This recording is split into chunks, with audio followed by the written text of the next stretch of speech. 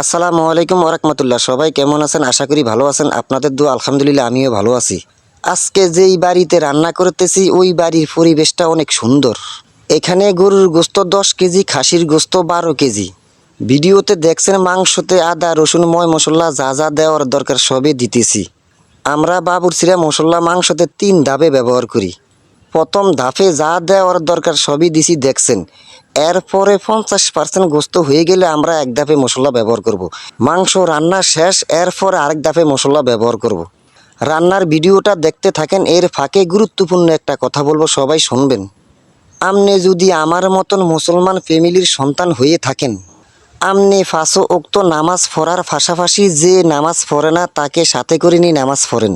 একটা কথা মনে রাখবেন, আমার নামাজ কবুল হইতেও পারে না হইতেও পারে। আমার আল্লাহই ভালো জানে।